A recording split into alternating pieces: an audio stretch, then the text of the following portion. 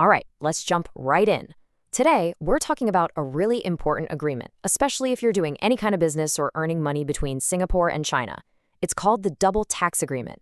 And in just the next few minutes, you'll get a solid grip on how this whole thing works. So just imagine for a second, you've got a business and it's doing well in both Singapore and China. That's awesome. But then you get that nagging question. Who gets to tax your income? Does Singapore get a piece? Does China? Do you have to pay twice? That's a real headache, right? Well, thankfully, there's an official playbook for this. It's the Double Taxation Agreement, or DTA for short. You can think of it as a financial rule book that Singapore and China literally wrote together to sort out exactly these kinds of problems. It provides a really clear set of rules so everyone's on the same page. So, what's this rulebook trying to do? Well, it's got two main jobs, and it's a bit of a balancing act. First, it's there to make sure you don't get taxed twice on the same income. This gives businesses the confidence to invest and operate across borders. But at the same time, it's also designed to stop people from dodging taxes altogether.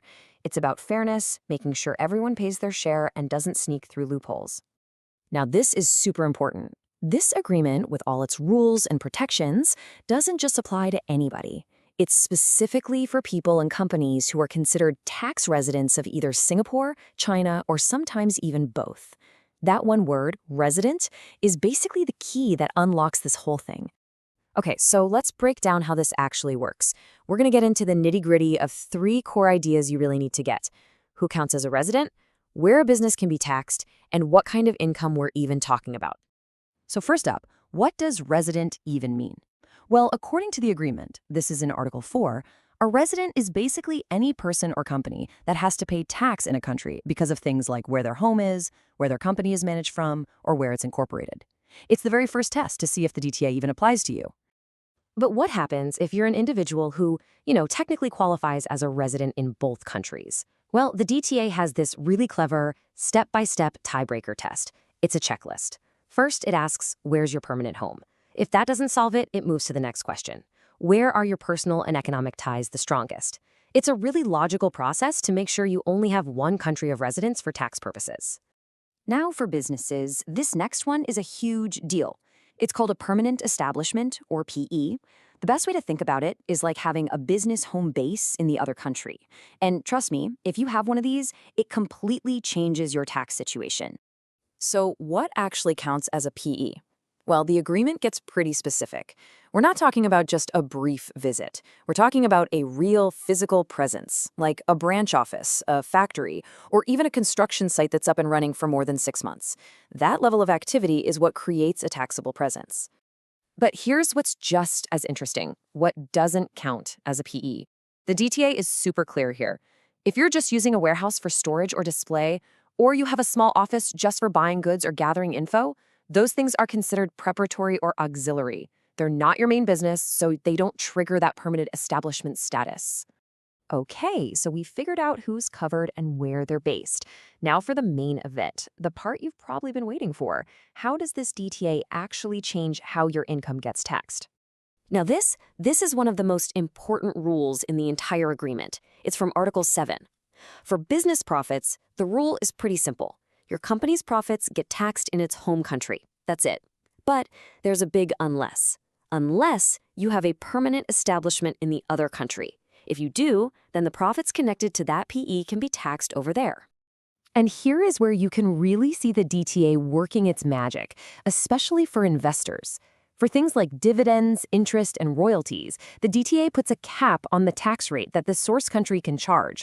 And as you can see, these capped rates, like 5% or 10%, are often way lower than the standard local rates. It's a huge incentive for cross-border investment. But these agreements can't just be set in stone forever. The world changes, business gets more complex, and people find new ways to try and avoid taxes. That brings us to a really big update that took effect in 2022. And it was all about closing those potential loopholes. See, this agreement has been around for a while. The first one was signed way back in 1986, with a more modern version in 2007.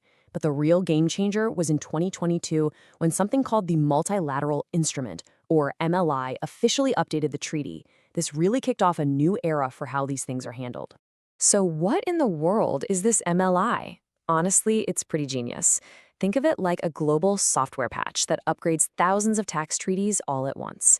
And its main target is to stop something called treaty shopping. That's when a company sets up a shell corporation somewhere just to get the benefits of a tax treaty it shouldn't really have access to. And the MLI's biggest weapon is a powerful new rule called the Principal Purpose Test, or PPT. The key wording, and this is taken right from the treaty, is all about why you did something. It asks, was getting that tax benefit one of the principal purposes of your business setup? So, let's cut through the legal jargon. What does this mean in simple terms? It's this. If a main driver behind how you structured your business was simply to get a tax break from the DTA, that tax break can now be taken away.